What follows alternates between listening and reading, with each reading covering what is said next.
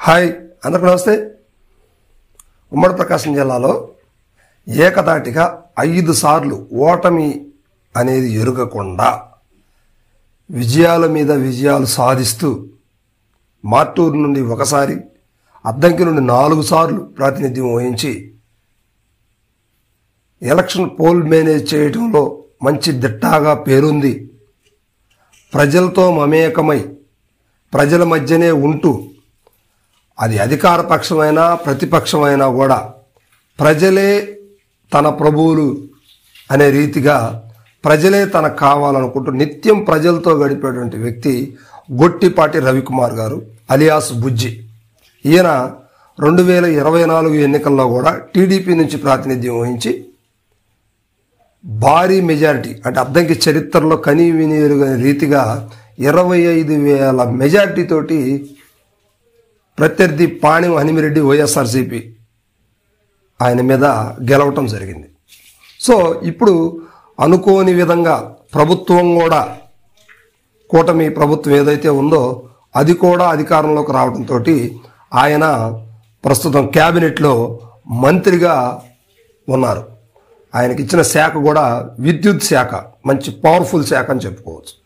So ఇందులో భాగంగా రవికుమార్ గారు అద్దంకి నుంచి మొట్టమొదటిసారి మంత్రి పదవి అధిరోహించినటువంటి వ్యక్తి. అంతేకాదు ఉమ్మడి ప్రకాశం జిల్లాలో 12 నియోజకవర్గాలు, పాతవి ఒక 2 నియోజకవర్గాలు, ఈ నియోజకవర్గాలన్నింటిలో కూడా మంత్రి పదవులు చేసినవే. కానీ అద్దంకి మాత్రం ఇప్పటి వరకు చరిత్రలో అద్దంకి స్థానం మంత్రి పదవి చేయలేదు ఏ గవర్నమెంట్ అయినా కూడా.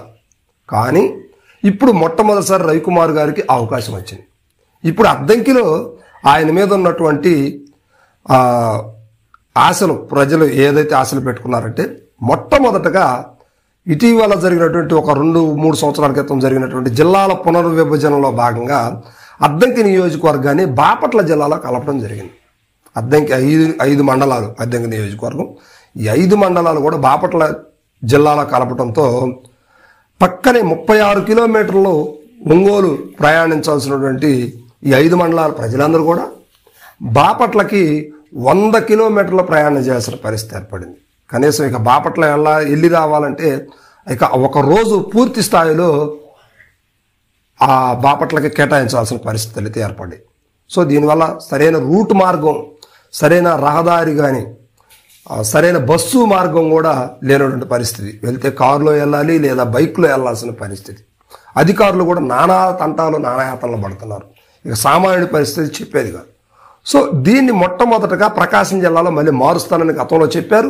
ఇప్పుడు కూడా ఆయన అదే మాట మీద ఉన్నారు, ఖచ్చితంగా మార్చే యోచనలో ఉన్నారు. ఇది కానీ మారిస్తే రవికుమార్ గారు మళ్ళీ ఇంకొకసారి ఇక్కడ నుంచి గెలవడం అనేది చాలా ఈజీ అయిన పని అని చెప్పుకోవచ్చు. ఇక తర్వాత ఎప్పుడో 82-80 దశకంలో నిర్మించినటువంటి అద్దంకి గుళ్ళకమ్మ బ్రిడ్జిని కూడా రవికుమార్ గారు ఆయన హయాంలో ఇప్పుడు ఆయనకు మంచి అవకాశం వచ్చింది. ప్రభుత్వం వచ్చింది, ఆయన మంత్రి అయ్యారు, ఆయన గెలుచున్నారు. ఖచ్చితంగా ఆ బ్రిడ్జి నిర్మాణం కూడా ఏదైతే అది కూలిపోయే క్షీణించిన దశకు వచ్చేసింది అనమాట. దాన్ని కూడా ఒకసారి దృష్టిలో ఉంచుకొని నిర్మించగలిగితే ఇక గొట్టిపాటి వారి పేరు అద్దంకిలో గట్టిగా వినపడుద్ది అనమాట. అంతేకాదు ఇప్పుడున్నటువంటి ప్రొఫెషనల్ కోర్సులకు సంబంధించి, సాంకేతిక విద్యకు సంబంధించి ఒక మంచి ఇంజనీరింగ్ టెక్నాలజీ కాలేజీని కూడా ప్రభుత్వం తరపున నిర్మించగలిగితే అద్దంకి ఉన్నటువంటి పూర్తి సమస్యలన్నీ కూడా మ్యాక్సిమం కవర్ అయినట్టే చెప్పుకోవచ్చు. సో ఇది రవికుమార్ గారి ముందున్నటువంటి ప్రధానమైనటువంటి ఘట్టాలు. ఇవి ఖచ్చితంగా నెరవేరుస్తారా లేదా అనేది మాత్రం రవికుమార్ గారిని ప్రజలందరూ కూడా కోరుకుంటున్నారు. ప్రతిపక్షం అయితే ఇంకా అడగలేదు, కానీ అడిగే దిశగా అయితే ఉన్నారు. అడక్క ముందే రవికుమార్ గారు వీటికి సంబంధించి కొన్ని వాగ్దానాలకు వచ్చేసి ఉన్నారు. ఇవన్నీ చేస్తారని ప్రజలందరూ కూడా నమ్ముతూ ఉన్నారు. సరే చూద్దాం ఎంతవరకు.